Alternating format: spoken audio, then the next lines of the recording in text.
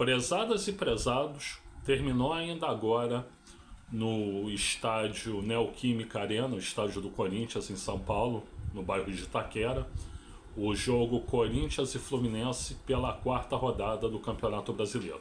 Tá? Vamos falar sobre esse jogo? Então, gente, o Fluminense ganhou de 2-0, então o time visitante venceu, né? Corinthians 0, Fluminense 2, né? Como é que foi o primeiro tempo?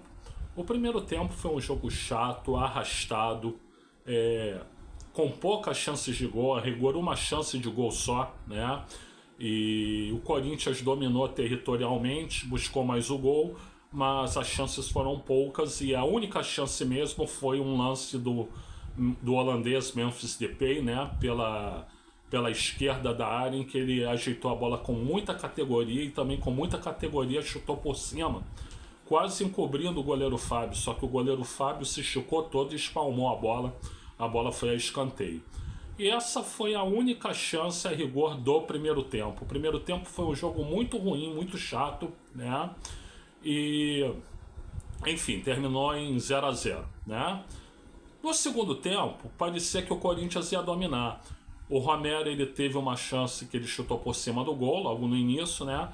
Mas um pouquinho depois, o Fluminense fez 1-0 num golaço do René, né?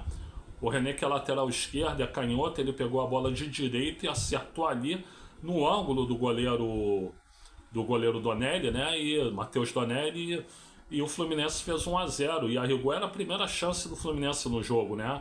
E aí o que aconteceu? O Corinthians se desnorteou e o Fluminense começou a dominar o jogo.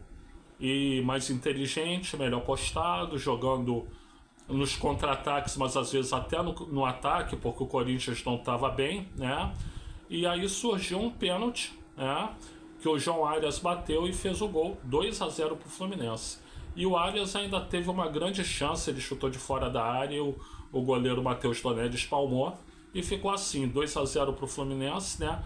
Resultado justo pelo que aconteceu no segundo tempo, né? Em que o Fluminense foi bem superior, enquanto o Corinthians foi superior no primeiro tempo, porém não tão superior assim, porque só criou uma chance de gol.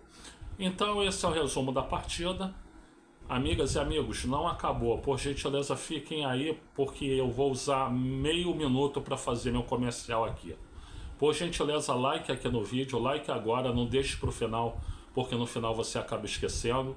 Se inscreva no canal, compartilhe, ative o sininho e comente.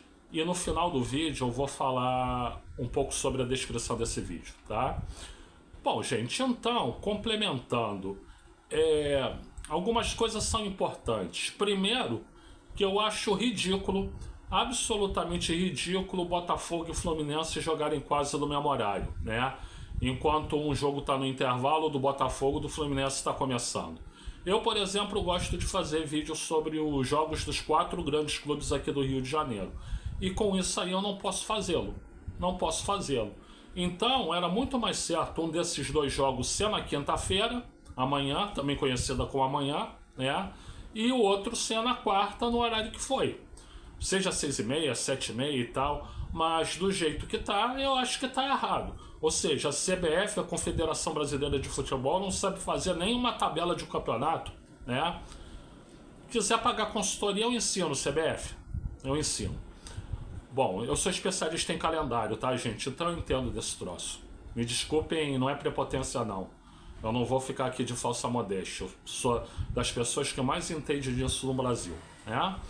E o outro detalhe, o Fluminense parece que está mais arejado com a presença do Renato Gaúcho, né? Eu não sei se os jogadores tinham má relação com o Mano Menezes, o que acontecia. Gente, não estou dizendo que os jogadores derrubaram o Mano, não, né? Eu não tenho como afirmar isso, né? Porém, que parece que eles não se sentiam à vontade com o Mano Menezes, parece claro, e que eles se sentem muito mais à vontade com o Renato Portaluppi, né? E pelo lado corintiano, fica difícil você acreditar que um clube que tem tantos problemas financeiros como o Corinthians, né, vai conseguir alguma coisa em campo cercado de tanto problema financeiro, né? Pode até que consiga na base da camisa e etc, mas é pouco provável, né? O que o Corinthians precisava era passar por uma revolução como o Flamengo fez no seu futebol, né? Vejam bem, eu acho que o Corinthians tem até mais potencial que o Flamengo, né? Porque, embora o Flamengo seja a maior torcida do Brasil, o Corinthians está e é a maior torcida do estado, no estado mais importante, onde realmente o dinheiro corre solto, né? Bom, gente, eu sou o Luiz Felipe Chateaubriand, eu agradeço aí pela assistência. Muito obrigado a todas, muito obrigado a todos, muito obrigado a todos, sim a todos. E não adianta querer me calar, porque eu vou continuar falando todos. É uma questão de respeito pela população que quer se reconhecer como neutra sexualmente, né? E, por gentileza, digo de novo, like aqui no vídeo, se inscreva no canal, compartilhe, ative o sininho e comente, né? E eu tenho aqui na descrição desse vídeo 4 textos para oferecer para vocês, né? Uma apostila sobre administração, porque eu fui professor nessa área por mais de 20 anos, né?